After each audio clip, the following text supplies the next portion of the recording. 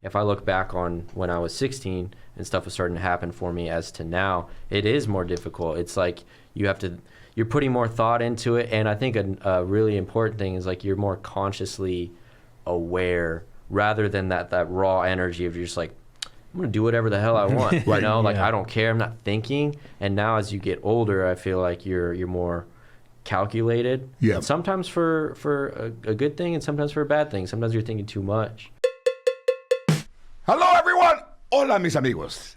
You're listening to Oh My God Hi, Hijo de Dios. Hola. With me, George Lopez. Porque, ¿sabes qué? Let's do the show. Porque I got a lot of things to do. I gotta go to that dry cleaner ahí. My kid fell. Se pegó la cabeza. I gotta go get some Neosporin Paul. You know what George is? Oh, I'm sure he's around here somewhere. What's his name? George Lopez. Oh my God! OMG. OMG! Hi! Oh my God, hi!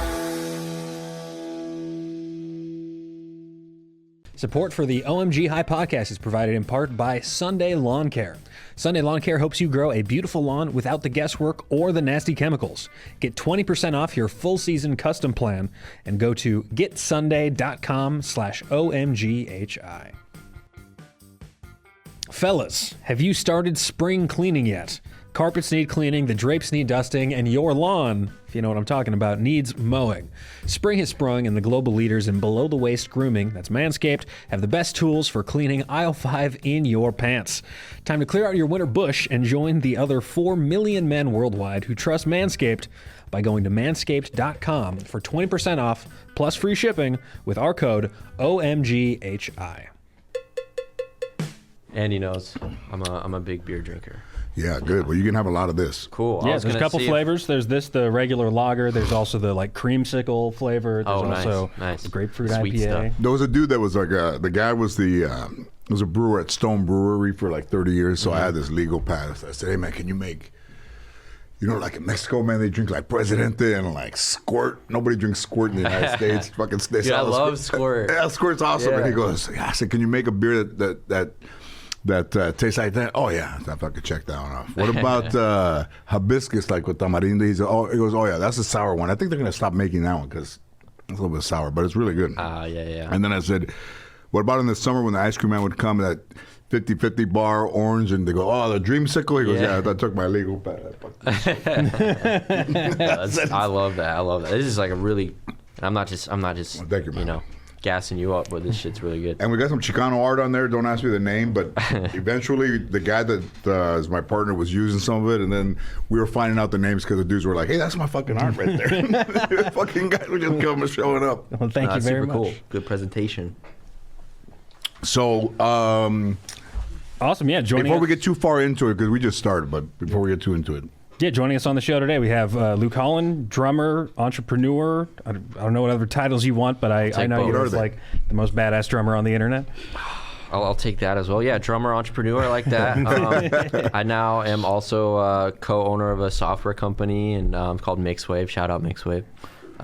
Just kind of doing as many things. What does Mixwave do?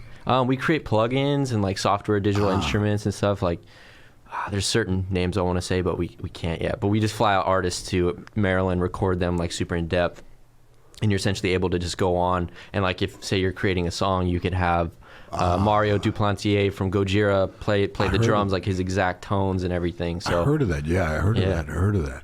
What about on all the content on YouTube or whatever? And there's little sounds that people use in there. Do people buy those sounds too? Yeah, I know there's like tons of royalty-free content that comes out on there. That stuff. There's so many companies that do that kind of thing, but I have like, it's pretty fun, man. I took a team from like Croatia. We got a team in Indonesia and a team on the East Coast as well that does like our graphics. But yeah, we have all these people on board that are creating just like state-of-the-art, like top-notch. Okay, so if somebody's out there and they are looking to either create a page or create their own podcast, they would go to you guys. Yeah, right. Yeah, that works. I like that. It does, right? Yeah. Is there you want to tell them where to find that? So if you go to like mixwave.net, right now we got Tony Worcester Jr. played with like, he has a residency with Katy Perry right now, Mac Miller, like different when he was alive. Yeah. A lot of talented people that he's worked with. Got Thomas Pridgen, who was like at the Mars Volta and also like a solo guy. And then we got Mario Duplantier and just released my drum pack as well. Good. But we got some really cool stuff coming out very soon. Good, Yeah. because my daughter Mayan, I used to watch I don't know if they call it regular TV or whatever the fuck they call it. So my daughter says, "You ever watch YouTube?" And I said, "Nah, I don't really watch this shit." Now all I watch is shit. Yeah. It's hard to takes turn off over. sometimes. It really can. Yeah. But you know what I think it is that as you grow up watching TV, and even if you watch like I'm fascinated with like crime and just stories, in-depth stories and mysteries and stuff like that. I think they do a better job, the content creators on YouTube, than they do with the networks and it's like totally personable, and it's like, and you can find exactly what you want to find. Where you turn on TV, it's like, oh, like I don't really like this show, but I love this show, but the show's only on for 45 minutes. Right. Whereas you can go on any streaming thing and just binge watch a whole goddamn season like that day if you want. Exactly. Yeah. They're like the two dudes that. Man, what are they? The second Asian guy, and then what are those guys? Is it a YouTube channel? Yeah. I don't know. I mean, keep going. We'll see if I can. So anyway, they go to some mental institution in Philadelphia where it's supposed to be haunted, and they throw a ball down the hall. This fucking ball comes bouncing back. Like whoever was down there threw it back. Oh man. Oh my gosh. This is wild shit. That was Andy Farrig at the end of the hall. In the paranormal world. Is it the Ghost Brothers? They're just the first ones I turned up. Maybe. Okay. There's probably so many. Let's give the Ghost Brothers credit. They all.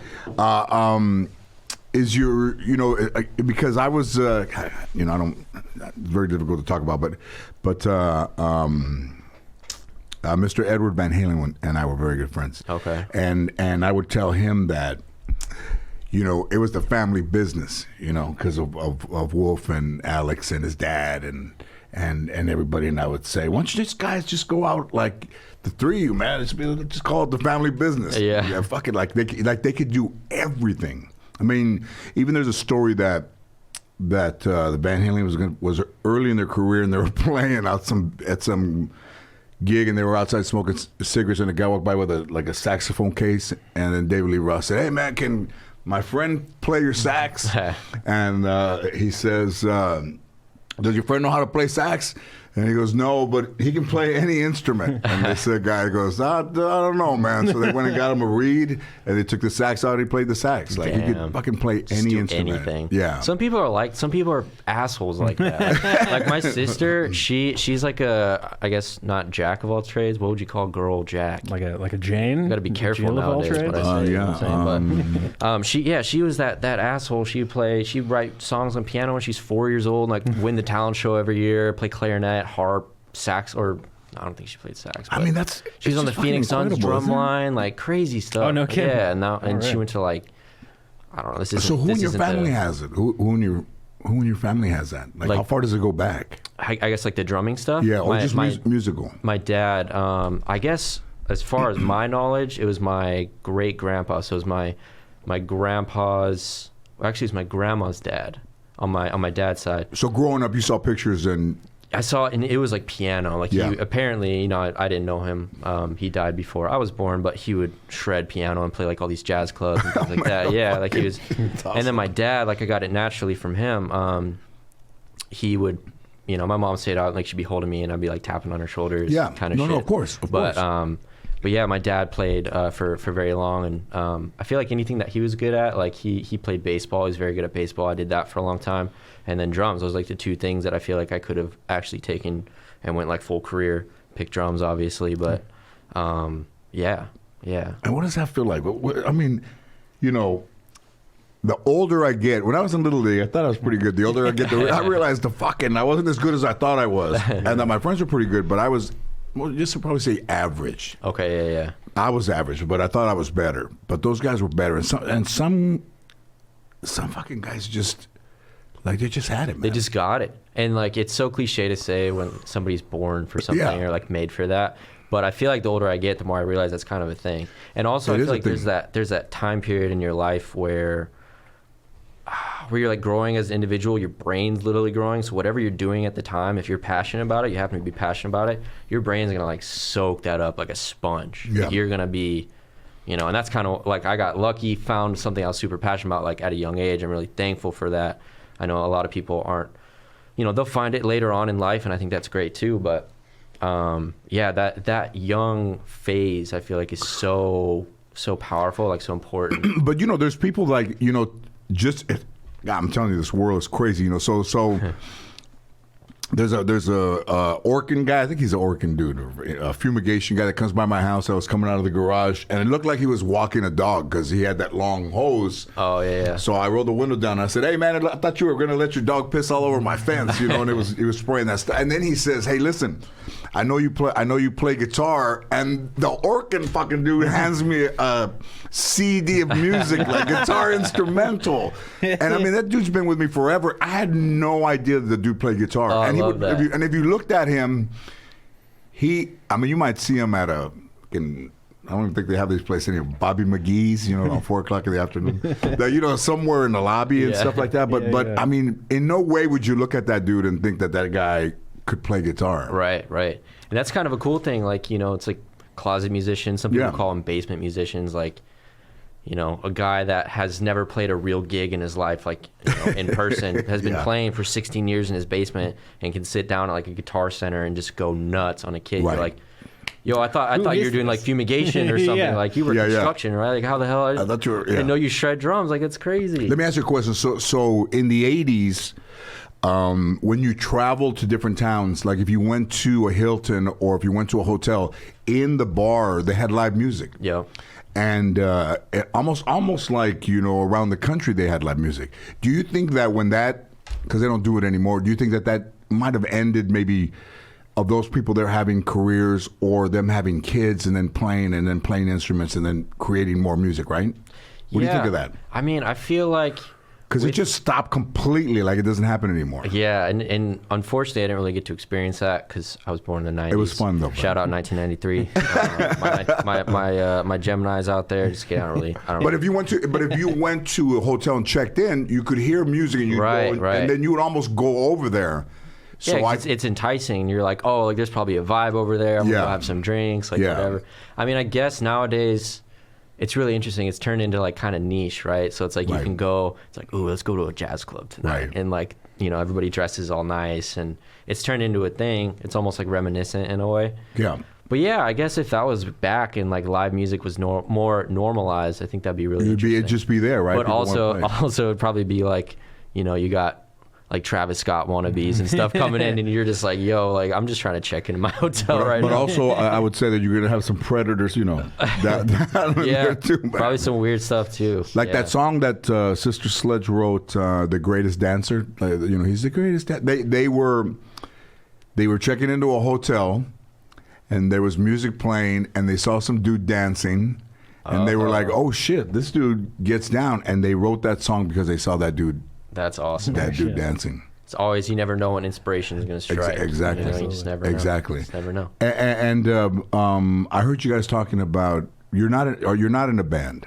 So this is always kind of an interesting question for me to answer because I love not being tied down. I was in a band called The Word Alive for like 5 years.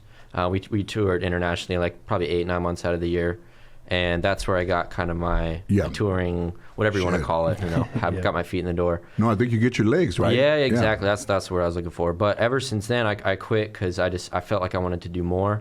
And since then, I've been playing with different rappers. I play with like Playboi Carti to Rufus Du Sol, who just won a Grammy last night for best, I think it was electronic house album. I want to say so well deserved. Shout out to those guys. And then, also have a project with this guy named Jason Richardson, who's like one of the top 10 best guitar players in the world. He's just like, he's insane. I mean, he's an absolute machine. He's nuts. So and how old is that dude? I think he's 30. Jason, if I got your age wrong, don't kill me, don't sue me. Both of you fuckers. God damn it. I've been playing every day I tried. I sold flowers when I was 15 to buy a guitar, but I play every day. I played today. That's awesome. What kind of stuff do you usually play? Is it I'm still trying to learn the 4 songs I was learning back then. In talking about love, Hot for Teacher, Black Dog, rock and roll, play that funky music, White Boy, Long Train Running, Like that. Awesome. Yeah. Hot for Teacher, man. That drum Oh, beat. dude. Yeah. Oh yeah. I mean, not many rock songs start with a drum solo. I know, right? Yeah, that's a start pretty with a drum solo. Yeah. Yeah. You know, in knowing, you know, Eddie, in the way that at that period of a band's time when, you know, you start hot, and then you got a couple that are still really good just because of the momentum. But that, I think it was called 1984. He kind of, you know, he'd built that studio at his house, and he pretty much like just took over the studio and said, "Hey man, you guys can't come in here. I'm working on this thing." It's almost like do or die type thing. I know, you know, you've been in music and stuff like that. And he's like, "You guys can't have it. You can't look at it. You can't hear it. I got it." And there was a dude there, and then he would, when the guys would come, he would give the master to a friend of his, and he would go around to like the servants' entrance and just hang out back there. And then when those dudes left, he would come back and bring it back. Like, it's like nobody can fuck with this except me. I kind of respect that. Yeah. It's a delicate thing. It is. It's very personal. Like, music's very like close. You know, you hold that. Like, for example, I have all these records. I'm not even playing that I've been working on. I mean, me and Jason Richardson got a new record coming out soon, and we've been working on that since 2018, right? And so we've been like recently showing close friends and family, like it's finally, you know, there's a couple other groups I'm working with I'm very excited about, can't talk about. But it is that thing. It's like it's so personal, but it's like it means a lot to you, so you want to throw it out there. Okay, so you know, he's not here to talk about that. But when you're looking at something that closely, like what are you exactly looking at? Like what are you guys listening for? I think the biggest thing, especially with Jason and I, actually. No, it's with all music. 'Cause music is all about how it makes somebody feel, right? Right. So like if we, you know, Jason and I have this thing where if we listen to a part that builds and it comes up to a certain moment and we don't get goosebumps, we're like, there's something not right there. Right. We're not like getting chills at that part. Right. So I think that's really important. If you can emotionally connect with your own music, like that's how it's supposed to be. Because that's how you reach other people. Other people emotionally connect to it, then you're fucking set. Like, let's go. Yeah, like that's how people will pay attention to whatever you do in the future as well. So, but you know what? As many musicians as I know, and we'll go through some of them. Yeah. Not one of them has ever said to me, you know, when I get goosebumps or when I hear my music played and I get goosebumps, like I know, like fuck, okay, I got it. They've never said that. You know, it's important, man. That feeling, like the feeling of when you hear a song for the first time and you're just like, wow, I know I'm gonna put this on repeat for the next month. Yeah. That feeling, like that, to me, there's nothing I connect with more in life than that feeling. Right. So we try to bring that. You know, it's a difficult thing. Like you don't know what people are gonna connect with, but as long as we're connecting with, we know that's a really good. No, I know, but it's a difficult thing, but. You know, if you settle for less, then you're just like everybody else, I think. And if you hold out and it takes longer, and then when you guys are producing it, it makes you feel that way. And then as you go through the process of it and start to finish it, and it still does that to you, fuck, man. Exactly. That's got to be like the motherfucking Christopher Columbus sailing out for the new world, because whatever you find is going to be. A hit. Whoever finds it is going to be fucking 100%, solid, man. 100%. Yep. And did you go to concerts when you were younger? You still go? Man, surprisingly, I know this is going to sound kind of... no, I understand. I know what you're going to say. Sacrilegious. Yeah. I'm not a big fan of live music because I feel like whenever I was little and I was going to those shows and stuff, I get dragged to certain things. There was a couple shows I went to that I like had such a fucking blast at. Yeah. But... it was always like, dude, I want to be that dude up there. I don't be watching this dude unless it was like somebody I really respected. Can you say who they were, or you don't want to say? I mean, you went to shows. I think the first show that I remember going to was this band called The Format, and the singer ended up being the singer of that band Fun. Do you guys remember Fun? Oh, yeah. You would hear it and be like, oh, I've heard that song a million times, played everywhere for years. Yeah. I'm not going to try to sing. You play guitar too, right? Yeah. And how did you start playing the guitar? So I come from like a kind of musical family. My mom always thought I was going to be... kind of musical? So like my mom very Were they musical. singing in the living room? My dad, not at all. She always like sang in the church choir and stuff. Oh, like all right. Yeah. Well, that's not kind of musical. That's how many people start in the church? A lot of people Yeah, started. a ton. yeah. But like on my dad's side, nothing at all. Like they're like the engineering sort of side. No, none of that. They listen. But yeah. that's where I got like his favorite band was like Yes. It's like I grew up listening to a bunch of like progressive rock, sort of funkier, crazy I saw stuff. Yes, come on. Of course. And then Yes split off and they had a band called Asia, and they had that. Asia had a great album in the early '80s that did like what did they have, man? I can't remember. I never meant to be so. I probably can't sing it. Heat of the Moment, just one album of yes. one album of Okay, all yes. Yes dudes that had like 9 songs, 7 hits. Crazy. That's like, Crazy. man, the 80s was such a good time for music. It's insane. And Like, they were still playing, man. Like there weren't synthesizers yet. I remember I was doing an interview on this. I think it's LATV on Pico, and it's a former recording studio. And as I'm walking down the hall, I start seeing like Earth, Wind and Fire, Gratitude, and Earth, Wind and Fire this, and a gold record for that. And I'm like, hey, is this like Earth, Wind and Fire? Oh yeah. I said, what studio? They said, well, it's back there. I said, can I go in there? And they're like, you want to go in the studio? They're not in there. I said, I know. They're not. it's not about that, yeah. I just want to go in there. Yeah. And they let me go in there and stand in there. That's awesome. Pretty fucking amazing. Man, I just did, actually, wow, I say just, but in 2019, God, dude, COVID just evaporated time, bro. Evaporated. Yeah, dude, I did. But I went and did something with my roommate Elmo's company called Jam Card, where they recorded Thriller, and they did, Frank Sinatra's studio, like United Recording.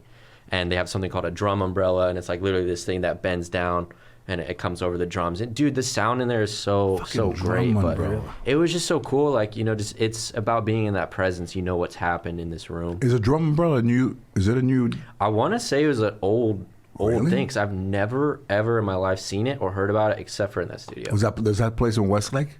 It's on Sunset Boulevard. It's near like Sunset and Vine, because I used to live there, and it was like walking distance from Not there. Sunset Sound though. Sunset Sound is it's like, Oh, yeah. if you go this way, it's Sunset Sound. If you go this way, it's United Recording. Okay. It's like right near the Palladium. Hey, you know what? Okay. All right. There's some. It's funny how in Hollywood, like out there, there's some little just hole in the wall. You'd walk by it 1,000 times, and you'd never know what the fuck was going on in there. Yep. And then you realize when you go in there what's been done in there. Yeah. Oh, yeah. I mean, like you were saying, Earth, Wind, and Fire. Like, Yeah. I also did this record for a band called Starset, and I worked with the same guy who did like System of a Down's Toxicity record, like all the drums and stuff, and like that was a whole nother thing. But that was at Sunset Sound as well. So it's like just working. It is about being in that room and feeling that energy that was there before, and you're just like, damn. And some people. I remember Chris Rock in the beginning of his book said like, what makes a comedian and a comedian, and I think his example was like, did you see that? And then the other person says, see what? And he says that makes the difference between a comedian. Somebody that says, I don't know what you're talking about. Yeah. And then versus somebody that says, oh yeah, I saw it. I saw it too. Because everybody has a vibe, whether it's, musically, comedically, like you're just getting sent messages from wherever. Totally. And they're hitting, yeah. Yeah. What do you think because I remember, going to buy music, going to wait, and going to ask a guy, hey, when is this album supposed to come out? We would stroll by Tower Records on Sunset last night. Mm-hmm. What do you think the future of is it so much? It almost even sounds like it's not even going to be about bands, but more about sounds. What's really, really interesting is I've noticed this kind of resurgence of live music, like real instruments is coming back. For a while, like 2005 through really like pretty recently, it was all DJs, rappers, like that kind of stuff. And don't get me wrong, like, there's still live instrument elements that could be introduced into that to make it super interesting. But there's this whole thing right now that's coming that's drummers and guitarists and that kind of stuff that's coming back. And I'm like, fuck yeah, dude, let's go.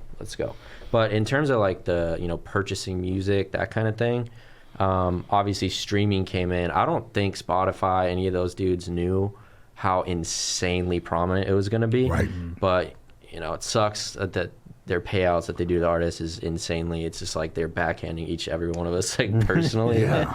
But it's interesting. But who set that system up? Like in the beginning, in the beginning of recording, there's like, And they used to pay people in blow was the currency. You know, you go over there, and a dude would hand you'd hand that dude an album, and he'd go, "Hey, this is great," and he'd hand you some blow, you know, and the whole payola thing, you know, pay for play and all that stuff like that. That in the beginning, you know, started. I mean, shit. If you go back and you know Carole King.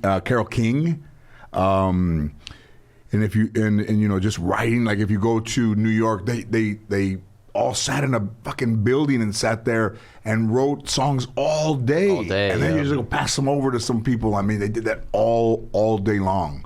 So it's come from like that's the kind of the early man to fucking people over. Yeah, because that'll always be there. That'll always be there. Yeah. Fucking Elvis Presley's manager used to put his fucking friends down as writers. Oh, really? Yeah, he put himself down, and he put friends down, so that they always got paid. So they got royalties and stuff. So I guess in a bit that still there's no master pay plan or no master floating scale of royalties. Totally, especially now, you know, with all the different platforms. You got Spotify, you got Apple Music, you got all that stuff. It's like, it's still somewhat uncharted territory. And I can't even imagine, like, you know, I don't know when streaming actually came out, but it's probably 10 years ago. You know, maybe we can Google it or something, but yeah, come on. It's still pretty uncharted territory. It's completely. You know? So people are trying to, like, navigate it and figure it out, but they're trying to figure it out. At least they're giving like gold records and platinum records and things for streaming. Like that's cool. Cause think about it, you know, like when I was a kid, I'd go to Target and buy like an Under Oath CD or something, like a band that I would really listen to, and I would loop that CD hundreds of times. So it's like, how do you, without purchasing the physical product, how do you take that and then, you know, like count the streams? And I guess they figured that out. I mean, I don't know, dude. It's just fucking sketchy, man. It is. It's very strange. And then back in the day, like today, since the Grammys were, I mean, whenever you listen to this, the Grammys were last night, then there'd be somebody going around with fucking gold stickers and putting shit on the albums, or, you know, the Grammy winner. So that when you went in, you know, they put that shit to the front, you know. That's crazy. Yeah.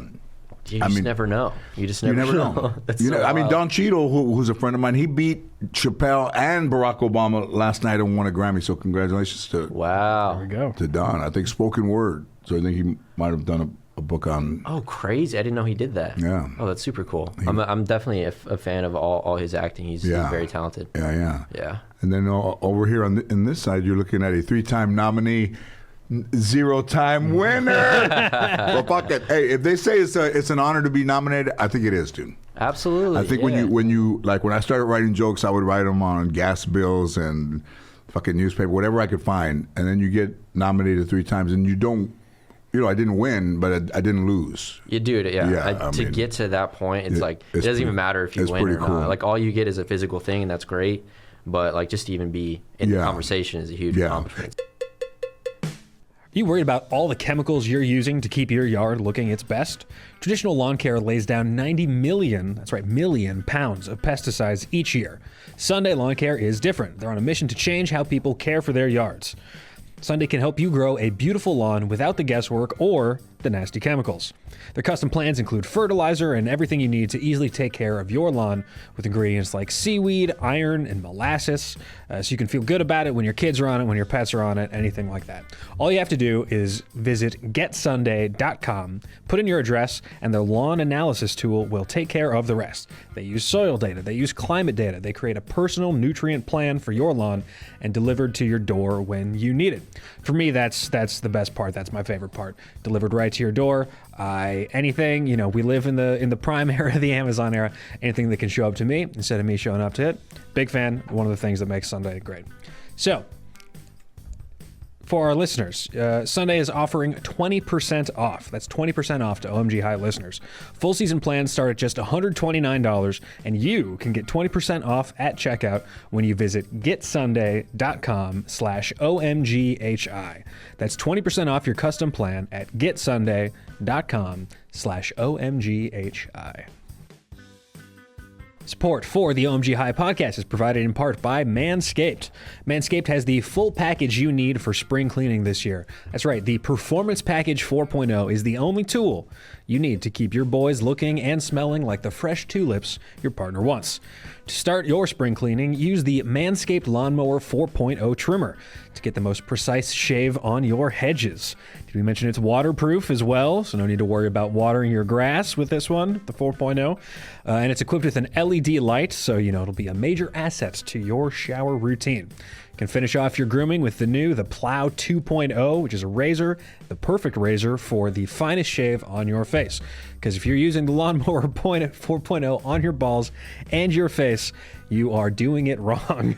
You need to have separate entities for those two things. So, also important with Manscaped, the start of spring also marks the start of Testicular Cancer Awareness Month. That is in April.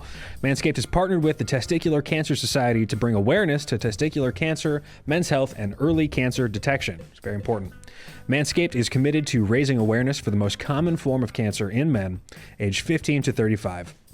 Testicular cancer, and giving support for fighters, survivors, and families impacted by testicular cancer as part of their We Save Balls initiative.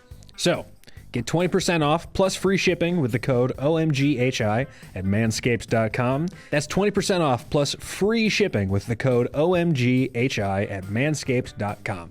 It's time to throw out your old hygiene habits and upgrade your life. People who have who like you are very, very musical don't like to listen to music. It's not that they don't like music. Yeah. I took Eddie to play in a the tournament, Anthony Anderson's tournament in La Quinta. Okay. And there was a couple guys that had music playing, and then he says to me, he goes, "Hey man, you think you could tell those dudes, man, to turn their music off?" And I said, "What?" He goes, "Man, I can't listen to music. Like, I can't do it." And I said, "Well, how come?" He goes, "Just you're in the business. Like, that was, Yeah. So I rolled up on those dudes with him sitting next to me. And I said, "Hey, man, can you guys turn the music down or off?" He said, "No, off." And he goes, "What?" I said, my man is, my friend here. My man plays guitar, and he can't like play golf and listen to music. He doesn't want to listen to music. It's not that he hates music. He loves music. Right, of course. It's just not his thing. And they said, "Oh yeah," because he looked older, right? And they said, "You're in a band?" He goes, "Yeah, I'm in a band." And they go, "What band are you in?" He goes, "I'm Eddie Van Halen." And the guy goes, "Let me turn that fucking shit off." Right here. He takes it, just throws it across the golf course. I'm so sorry. Yeah. But I think I saw a thing with him at the Smithsonian that the last thing that he bought was like Peter Gabriel's Soul.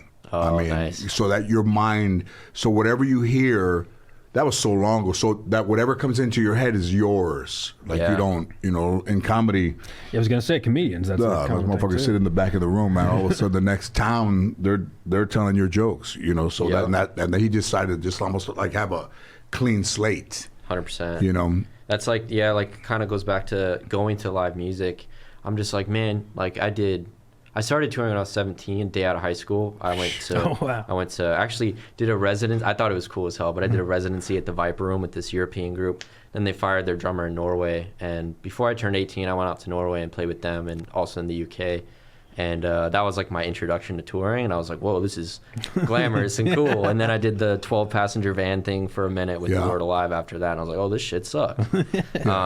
But it was just like that live music. After hearing it 8-9 months out of every single year, and you're just like, dude, the last thing you get home, your friend's like, let's go to the show. I'm like, no, I'm good. I'm good on that. But you've done fun. Yeah. I just worked with an actress that was on Orange is the New Black for all 6 years. Oh, it was very dramatic.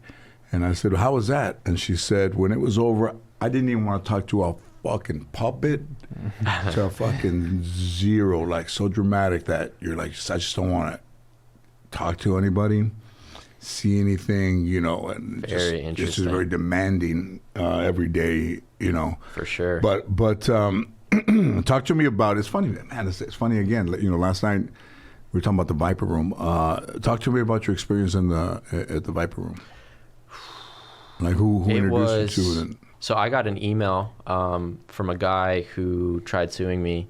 So fuck that guy. I've got a couple of those. Yeah. I'm not even going to say his name because I don't want him to get the credit. But I got an email from their manager, found me on YouTube. I started uploading videos on YouTube when I was 16, so that was 2009. So it was a while ago. There weren't many people doing it back then. Right. Accidentally started getting a bunch of views, and I was like, "This is weird." I thought I woke up one day, one video had like 5,000 views. I thought it was a prank. So let's look at what would uploading be like back then. Like it would be like there was no real you could just pick something out and just put it up, right? Oh yeah, it was totally, talk about uncharted territory. Yeah. Once again, there was like 10 drummers I knew that were doing stuff like that, and it was, and not to sound like an asshole, but they weren't very good at it. No, I think but respect for the uncharted territory. Hey man, and yeah, like of course. I'm not the best or anything like that. I'm also learning. But I just wanted to, as a 16-year-old, I want to like prove myself and be like, oh, you guys are trying to cover this song, I'm gonna do it but better, and I'm gonna throw in my own taste on it and that kind of thing. And I didn't even think it would get 100 views. Right. And now the channel's at like 100 and I think it's 120 million views or something. I don't know, dude. It's cool for I'm like very thankful to everybody who's supporting all that stuff, but it's just like still so weird that happened. Strange, yeah. Yeah, it's so cool, man. And with bands and stuff like that, if a band is I have to look at it like the bands that I watched. If the band was successful collaboratively, I think they were probably good, but they didn't have to be the best. Right. Not every guy needed to be the best. Just their sound was something that people connected Absolutely. to. Yep. I mean, I went to see Cheap Trick when they opened for Kiss in 1977 at the Forum, and that guy, Bunny Carlos, had fucking sticks that looked like table legs. Just And he'd be playing with tree branches. Yeah, and he'd be playing with these giant. And I'd never seen it before, but he'd do it and fuck around. And then a year later, they had Surrender, and they had all their hits, all the Cheap Trick hits. But they were opening for Kiss, and then this guy had these big ass sticks, and he'd play with these sticks. So, like collaboratively as a band, guys could just mend everybody's talent, and they just become this tight. That's the beauty of a band, and again, like you nailed it perfectly. You don't have to be the best, and the best doesn't exist in music. Like it frustrates me when guys like Travis Barker, who in my opinion is the most well-known drummer on planet Earth, right? Like people talk about, oh yeah, but can you play this? But can you do that? It's like it's not about that. Like how does Travis Barker make people feel when they listen to his music or whatever? That's what matters. Travis Barker, and I've known Travis Barker for probably like 12 years. And then I hosted a thing for Slash at the Avalon. Yeah. And I saw Travis Barker play pretty close. And fucking, this motherfucker was off of his stool, like off in the air. Yep. And I remember I told him, I said, man, dude, I mean, it's just really fucking incredible, man. Absolutely. Like, just an incredible drummer. And then I saw Black Sabbath at the sports arena, and there was a dude that looked like Jesus Christ playing drums, long hair with a beard. And what's that guy's name? Jesus Christ? I don't know, but I was there. What, did you remember that drummer? Yeah, totally. The fucker was good too, man. Hell yeah. And they were wasn't he good? Oh yeah, he's great. Oh man, and for me I love music. Like I've loved it since the first time you told me to turn that shit off. I've just seen some really, really great musicians, and been in the company of a lot of great musicians. And I the guys in Kiss are my friends, and then when you go back there and you listen to like Kiss Alive or the guy that had the cat makeup on, and now you realize like he really I don't want to say he wasn't that. He was just a different type of drummer than they needed. Right. That dude was a bit jazzy. Okay. So with the rock, they ran into some, where you couldn't, it's different speeds, right? Some either hindrances or like ideas weren't meshing properly. Right. And then when you put an ad in the paper, and this dude comes in and you're not fully functional you're not up and running, you're not Kiss yet. Yep. And the guy starts to play and you go, oh shit, he can keep a beat, And then when the stakes get higher, the dude's hands hurt and he's a bit older, and and then you run into problems. So, but Oasis, Oasis, they fascinate me, Matt, because I don't think those two guys talk. The brothers talk. That's like such a frequent thing. I feel like with older fucking bands. Yeah, man. Like when you're in such a creative relationship for such a long time, you grow as people. Like where you are. That's why bands like Red Hot Chili Peppers and stuff. They've been a band for so long. The fact that they still are doing their thing. Like so much respect. Crazy. But in a band is the bass player. I mean, they're all equal parts. Totally. But in some bands, they make some dudes feel inferior. Like it's almost like they make dudes feel inferior, and then you have a problem. But I just think if comedians were like bands, I don't think they would stay together. It's got to be so fucking hard to stay in a band. Well, I think what happens in bands is that it's not that anybody's more superior or inferior or like a talent level or like, oh, you contribute this or whatever. I think in certain situations, depending, they will contribute more to the music, or they'll write everything, or they'll like that guy with this producer is the band, and then like eventually after years and years, your brain gets warped to like, well, actually, I wrote all the music, so what are you contributing? You go on stage and like you're complaining about that. There's so many different arguments, and like it's so wild. So in regards to that, like when dudes are starting to create beats, it eliminates fucking three other dudes in your head telling you, I don't know, I don't like that. Yep. Like, the Police would go in there and mix an album, and then one guy would be in there playing the bass, and the other guy would be in there fucking turning his part down and turning his shit up. Like they just would just do that all the time. It's crazy. So in this world right now, there's almost more independence, more freedom, and you could be more creative without having through the glass. You look and see seven guys. Yeah, just standing there like this, judging every single move. Like, what are you doing? Fucking guys are staring at each other going, no. Yeah. And then you fucking see the guy fucking go like, motherfucker, fuck you, man. Yeah, I'm right here, bro. No. So I think, it's funny because you don't want to become out of touch with the way things are. But as you age, it's just natural that I would not be as current in new music as I was in the older stuff. And then they're like, you don't know who that is? That's but I had in my time, there was some pretty great bands. Oh that yeah, were for out sure. there, man. Yeah. I mean, it's funny. Like I'm only 28 years old, but I'm feeling that now. Like there's music that's super popular right now. I'm just like, If you say so. if you say so, exactly. I'm like that's cool. Just, respect. Good for you for succeeding and doing your thing. But I just again, it's about how does it make me feel, and I just feel like pure and genuineness from the music. I'm like, dude, what is happening here? But again, respect. No. Anybody who's doing their thing, like respect. That's man, what it's all about. When I sold my first show in 2002, I was unknown, and we went to ABC, we went to Warner Brothers, and then we went to ABC, and they bought it. And I just did a show with my daughter where, I'm fucking George Lopez. I got this fucking Hollywood Walk of Fame. I got a fucking wax museum, and I have to jump through hoops 20 years later. It just seems really kind of opposite. Yeah. Contrary to, I should have been jumping through the hoops in 2002, not 22. Not now, yeah. Yeah, not now. And fucking Mr. Electric. You don't make Mr. Electric jump through. It is really interesting to think about. Like people think if you're, at the top of whatever food chain you are, there's no issues, there's no problems. Like life's a breeze. But it's like, no, man. I don't know until you're there. I think it's always. I think people think that this business is whether it's easy or whether they don't.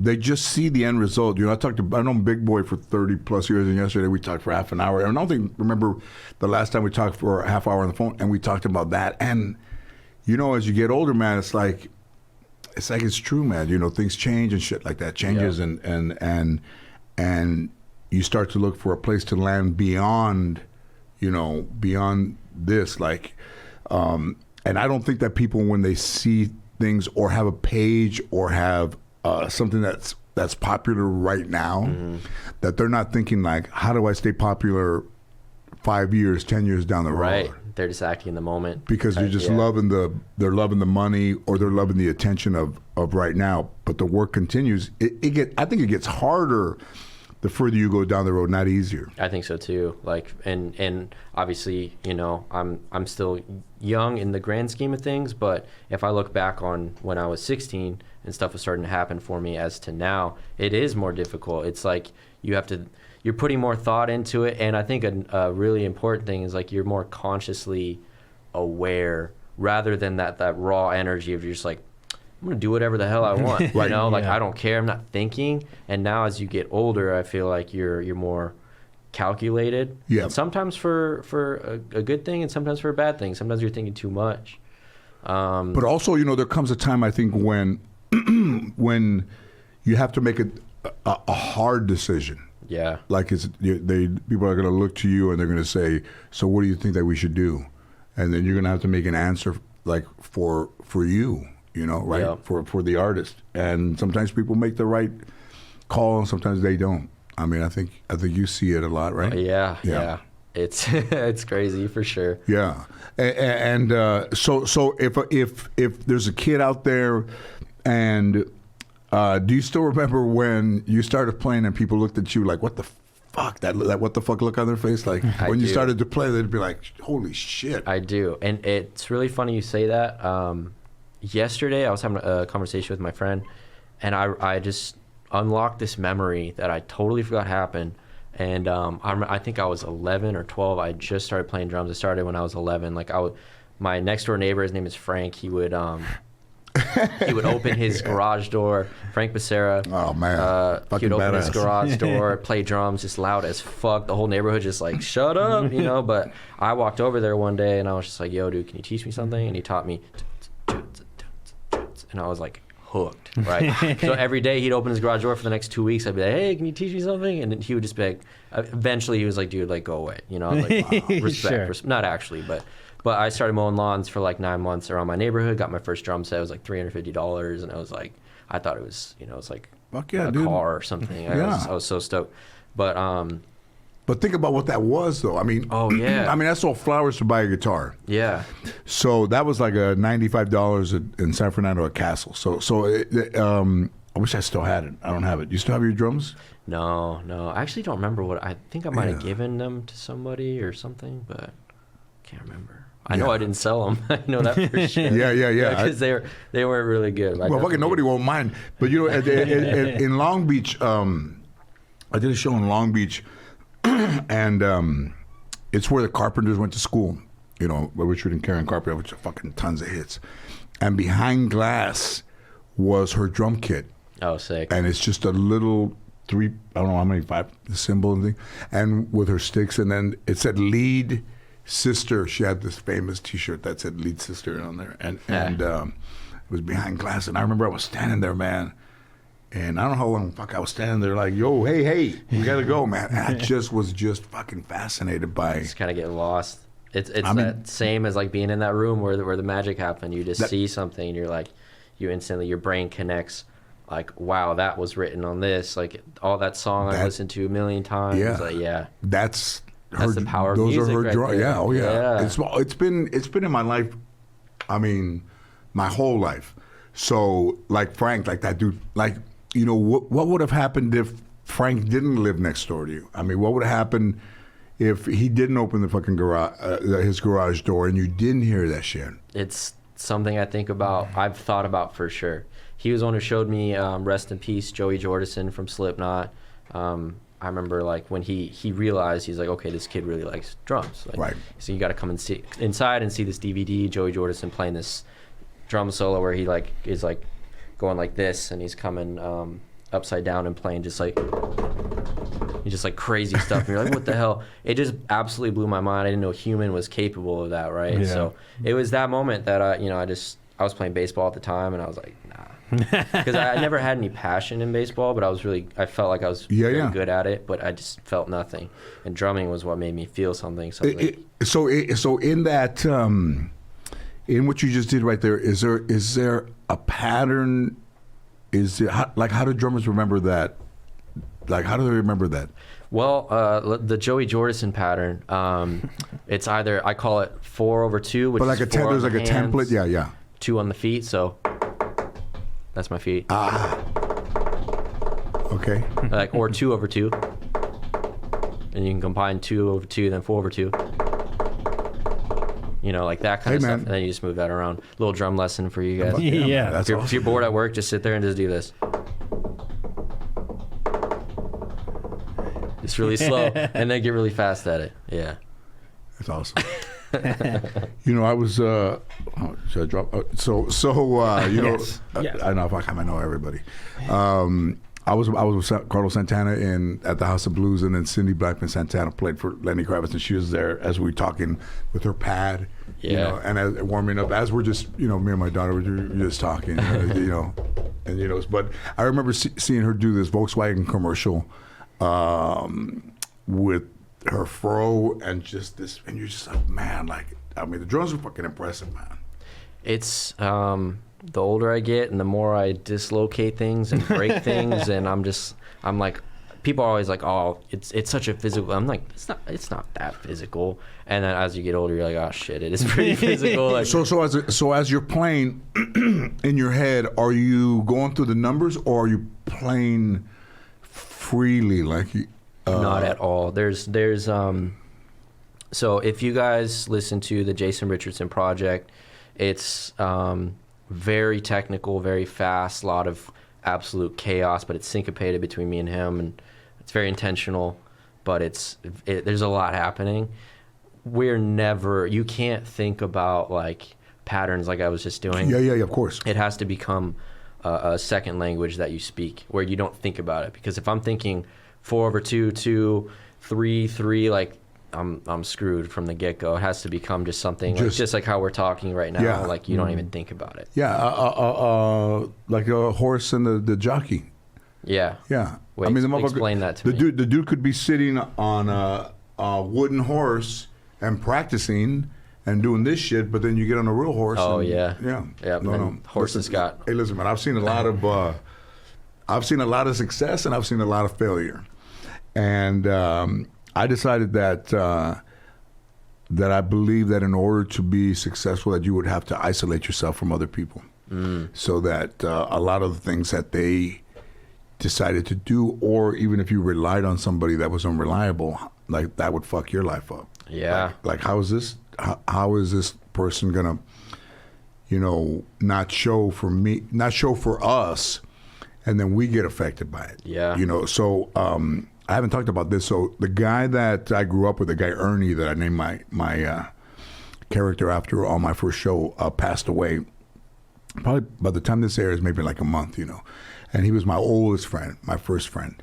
And it was extremely difficult to think that this guy was not going to be around anymore. But when I look back and thought about him, he put me on my path. He was my Frank. He was the guy that said, let's go sell flowers and buy a guitar. He was the guy that said in 10th grade, there's a guy at Kennedy High School that's doing stand-up. Let's go to the Comedy Store. He was the guy that said, let's go golf on Christmas Day. And he was the guy that turned me on to Richard Pryor. So, you know, whether we were as close in the end as we were in the beginning really is not the point. The fact that was the dude that put me on 4 paths that I'm still on. Yeah. You know, like that guy opening his garage door. Yeah. Which is so funny because really sorry for your loss. Yeah, man. thank you, man. But those people are like so important, and half the time they might not even realize it. You know, and that's really powerful. Hey man, the motherfucking Muse. You know, him opening his garage. Well, first of all, you know, when you come from where we come from, when somebody's garage door was open, it meant they were home. You know, like Yeah. they were like, I knocked, and nobody answered. Was the garage door open? He's not home. You know, everybody. The first thing they did was open their garage door. I mean, how many great musicians have come out of that fucking just track home laid cement? Exactly what. Yeah, Peoria, Arizona, dude. That was like track home, like that cement they lay in the garage. That's just, you know, imperfect, but in the sound of all that shit, man, it's because I feel like there's that burning desire to prove yourself. If you have that passion, then it turns into, you know, maybe this language that you speak really well, and then you have this desire to prove yourself, or like you wanna. Back then, when you're young, you're super ignorant to life. Like back then, I wanted to be one of the best. I wanted to be like a household name drummer, and right. Yeah, I mean that kind of inspiration is really powerful, and you can't really forcefully create that. So like, And when you- and when the you- Ernies or the Franks, like, you know, Right. that's like, And when you play baseball, how did that feel to you to you know, I mean, to be good at baseball and to, you know, just not like it at all. yeah. Yeah, it was my dad, my parents divorced when I was 3 or 4 years old, and my dad wanted me to do it. Just, you know, I understand why. Like, you know, Yeah, of course, no, me in of course. I mean, sports of course, yeah. Yeah, and I can't remember how many years I did it, but I pitched and I did first base if I wasn't pitching, or Right. whatever. And I just remember, like, in between each season, this is kind of embarrassing to admit, but like, I remember one time my stepdad and my mom come into the kitchen. They're like, "Hey, like, you know, we signed you up for another league," and I just started crying. I literally just started crying. I was like, I do not want to do this at all. And then I'm trying to remember why.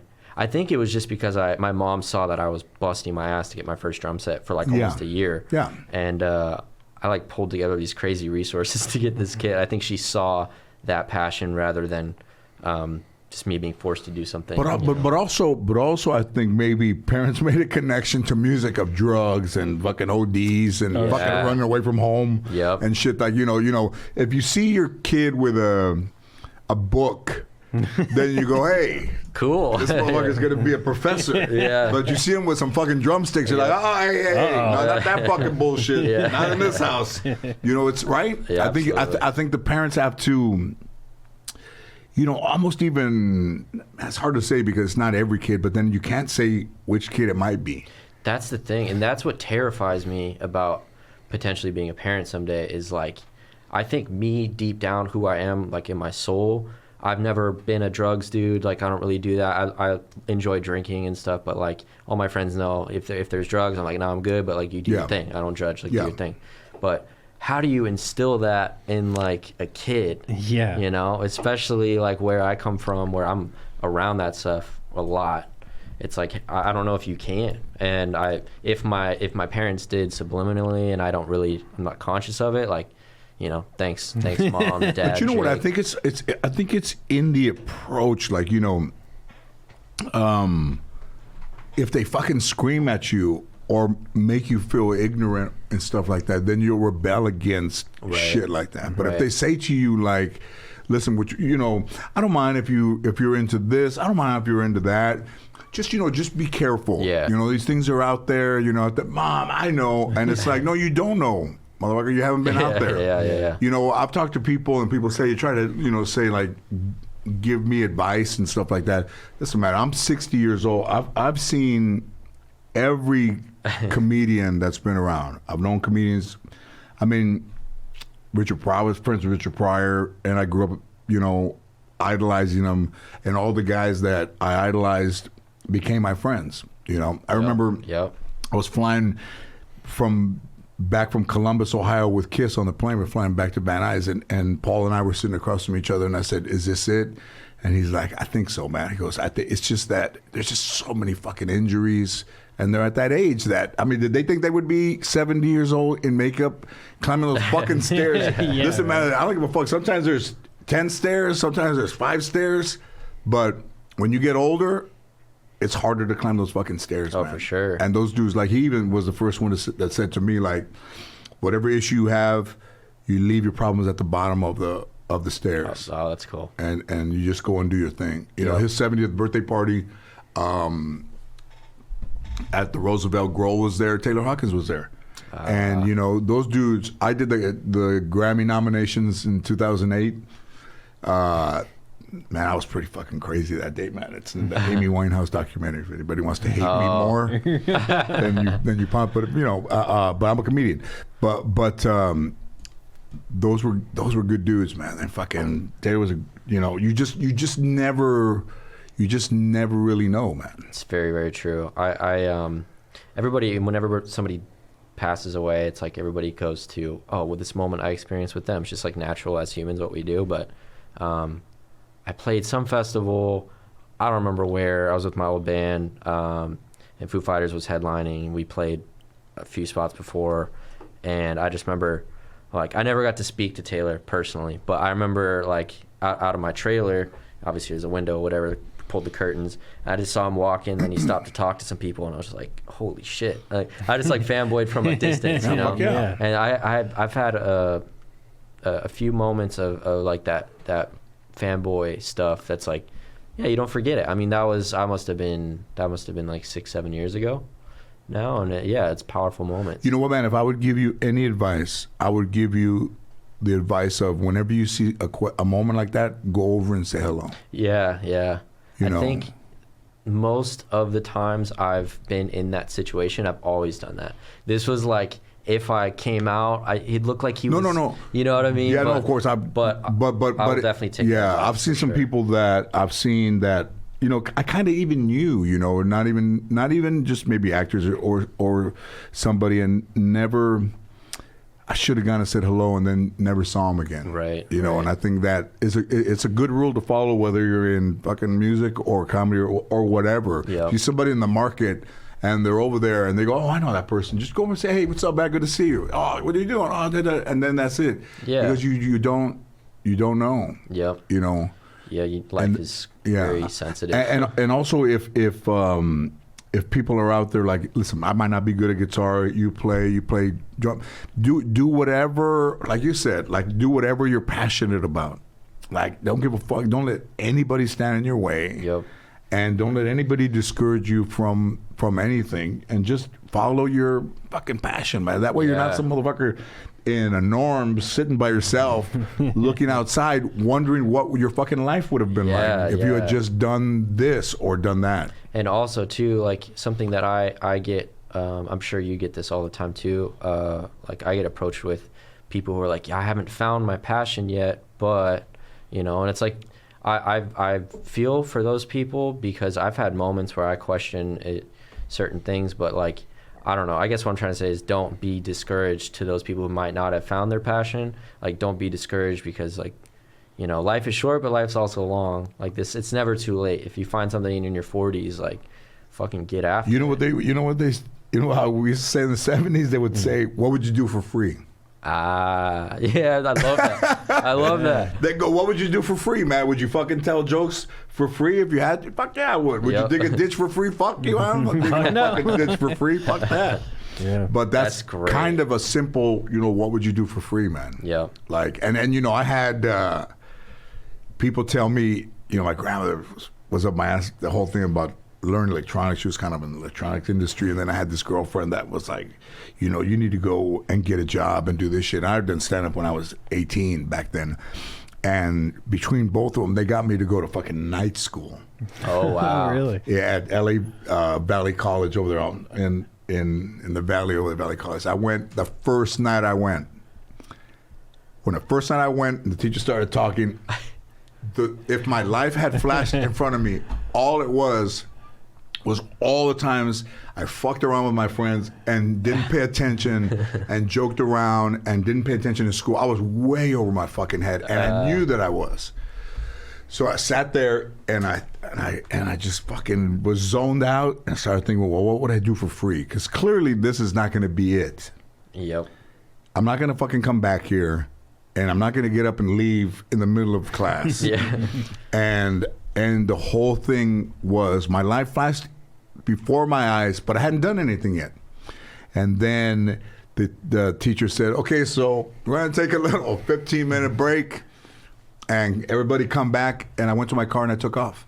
And I said, because I said to myself, what would I do for free? And it wasn't fucking electronics. Yeah. And then I went and started to go back to the comedy store in different places. There you go. Yeah, you chased that feeling that you had. And then I was a bit of a quitter, and my baseball coach told me in high school that I was a quitter, and that when shit got tough, I quit.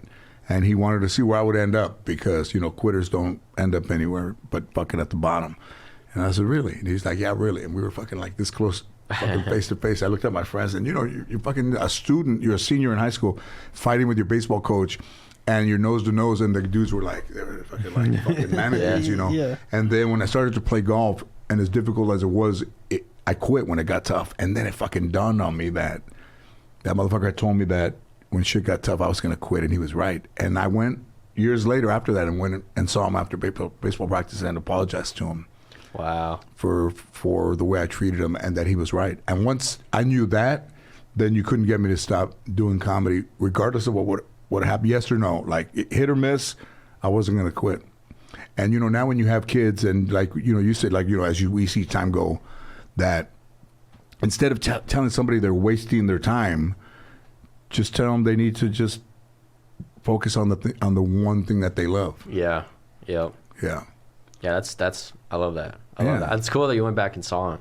You know what? To tell you the truth, I don't think I could have fucking lived if I didn't go on and you know, in Mexican families, you know, or maybe a lot of other families, if you have a brother and you get in a fight with your brother, and they'd go, you and your brother like, hey man, fuck you, and they go, what happened to your brother? Oh man, you know, I don't have a brother. You know, like they don't talk for 30 years because for the fact that they just can't go over and say, hey man, I was wrong, man. Just apologize. You know, right. So for me, it was the first time in my life that I ever went to somebody and apologized. And there's people out there that, you know, they listen to this stuff and they love to paint, they love to draw, they love to do whatever. But as long as you breathe, you have a chance to make fucking every day better. Yeah. You know, no guru, no shit. But I've seen some, you know, I saw some fucking great music. Like I listen to music every day. I saw fucking, you know, I saw Kiss early. I saw Van Halen early. I saw Black Sabbath.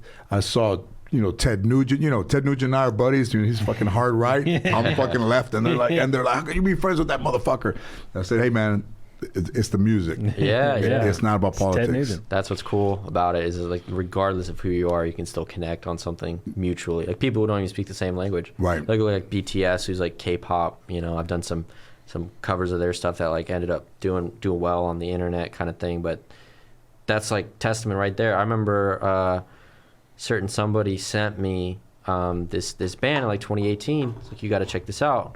You should cover it, like do it on your stuff. And I was like, I'll listen to it. And I listened to it. I was like, this is good. Like, it's a song called "Fake Love" by BTS. Like, this is good music. Fucking hey, man. Like, okay, and you can't even understand what they're saying because it's in Korean. Can you explain K-pop to me?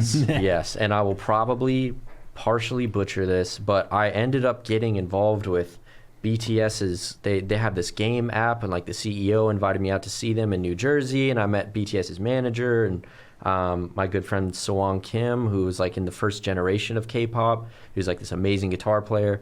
We went and did that together, and we're still in touch, blah, blah, blah, blah. But basically, K-pop, it just exploded in 2018, I want to say, like officially exploded. Right. Because they started blending English in with it. But I mean, all the guys, they look pristine. They get like surgery done and like all that stuff. They're very like, you know, girls love these dudes. Right. And then the music is modern. You know, the Korean government, they, I believe, fund everything. Wait a minute.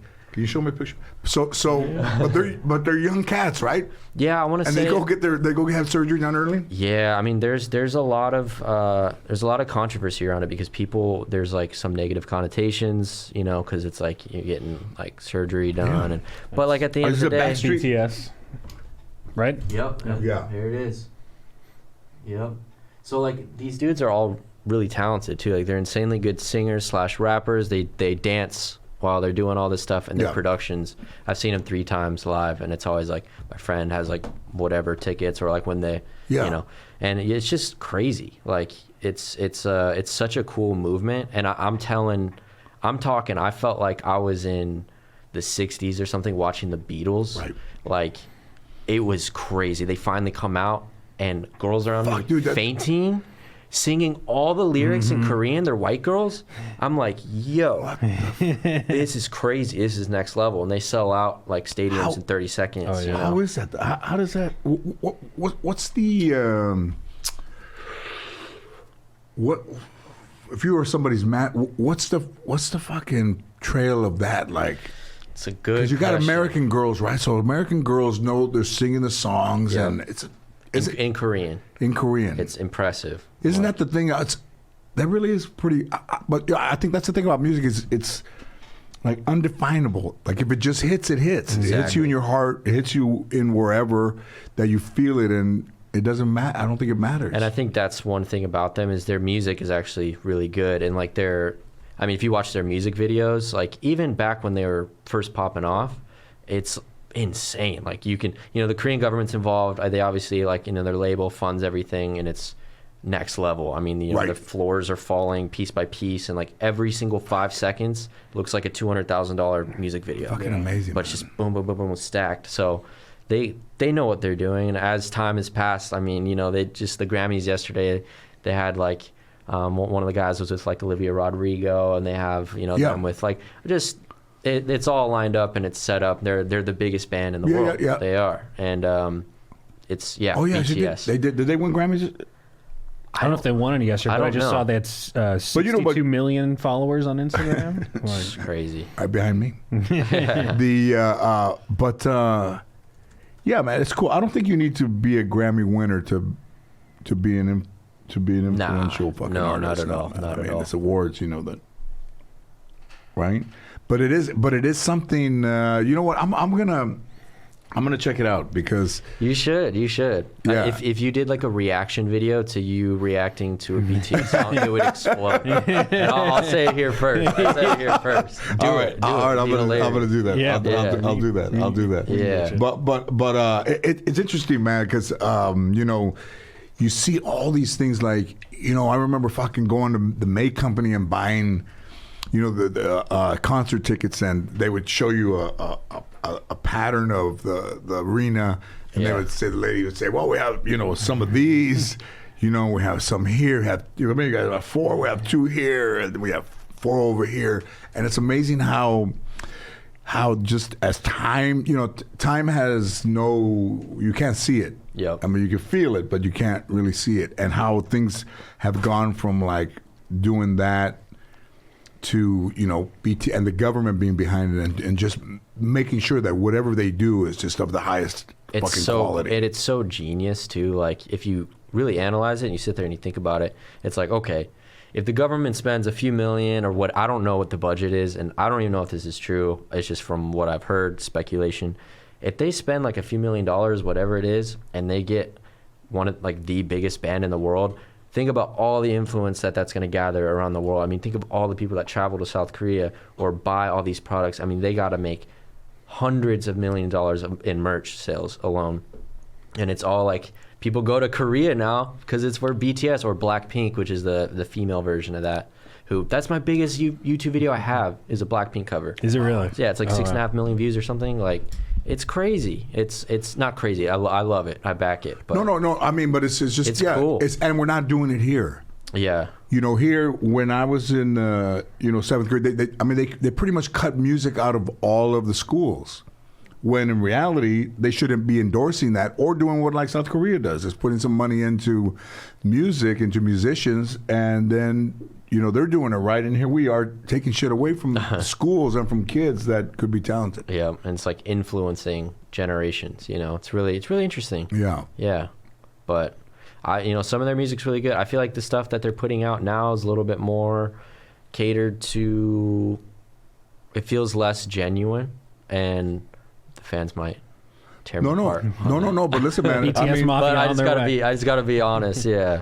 But I mean, those still things. love them. But those are the things that change. I mean, as you go. I mean, and I'm probably sure the demand of new music is high. Yep. That it's just clearly. Yeah, it's sometimes wild. difficult. It's wild. Yeah. Reaction video: George Lopez reacts to BTS music Okay, video. yeah. Needs to happen. I'm going to do that. And who was your favorite baseball player when you? I would say so. I grew up in Arizona. I remember watching like 2001 World Series. It was like Randy Johnson, Kurt Schilling were like the 2 pitchers. I guess. What was his name? Randy Johnson was a man. He motherfucker could. Oh, it was like Bird. 101, 102. Yeah, he hit that bird that exploded. hit that Such bird. an iconic. I mean, that's like 1 in a billion. I know, chance, that's so you know? crazy. I see all those guys in golf, and I play in golf tournaments. And you see those Oh, guys, man. nice. They're fucking great. Hell They're yeah. fucking great. I would hope so. I know Once it's a way different thing. Once a golfing. champion, I always say, once a champion, always a champion. Yeah. I don't give a fuck how much time has gone by. Yeah. You remember who was it? We were saying. I was thinking Craig Counsell. That was his name. He had the Craig crazy Counsell. batting stance where his bat was like up here. Yeah, he became a manager. He managed the Marlins, won championships. He managed the Brewers. He won a World Series for Marlins. Ah. The game-winning run in He did. Game 7 of '97 World Series. Yeah, it was like Steve Finley, Steve Luis Gonzalez, Randy Johnson, Kurt Schilling, Craig Counsell, like that team. That was when I was the most into Remember baseball. Luis Gonzalez? Yeah, he had that like super wide batting Yeah. stance. Like his leg would come super out. And you're like, what the hell? And he just crushes a home run. That was it. When did they become? Was Arizona? What year did they? Yeah, I gotta say this beer is very good. It's good, isn't Yeah, I'm gonna need a pallet or two delivered it? You got it. by the end of the day, if that's cool. Yeah, dude, we're digging baseball too, man. But those are the two things, shit. Baseball and music. Yeah, it's been a while since I've cared about baseball, like a very long time. But I think, my dad had a lot of influence on that when I was younger. And once I found drums, it was like, I started skateboarding, drumming all the time. Yeah. And then I stopped skateboarding, so I'd hurt myself, and I couldn't drum. So I was like, I got to get rid of this then. Yeah. How'd you hurt yourself? I didn't do anything like substantial, but all my friends know Well, I'm good a enough. walking, definitely good enough. I'm like a walking disaster. Like I've broken tons of bones. Like literally from head to toe, every part of me I've injured some way, shape, or form. So I'm that dude who always is hurt. Yeah. Yeah. Well, It this was sucks. fucking awesome, man. Yeah. This is Yeah, great. dude. Thanks for having Yeah, me. man. I Thanks for really coming by, appreciate it. brother. Yeah, That was of course. fucking really Yeah, great, Of man. course. Awesome. Do you want to tell the people where to find you, follow, subscribe, anything you got going on? right now? Yeah. So if you search Luke Holland drums, it should pop up somewhere. I guess Instagram is Luke Holland with the second D. YouTube is Luke Holland drums. TikTok, Twitter, Facebook, that kind of thing. Thanks to any of the fans that are watching now, and any new fans, if you guys want to check out some crazy, super technical stuff. The Jason Richardson material is crazy. I got a lot of stuff that's in any genre, any form, and I feel like that's the beauty of being a drummer, is you're limited to nothing. Like that's what I love. That's exactly So, right. It's great. Yeah. Yeah. Beautiful. Cool. Thanks for coming out. Well, thank you guys. Yeah, man. Right on. Awesome.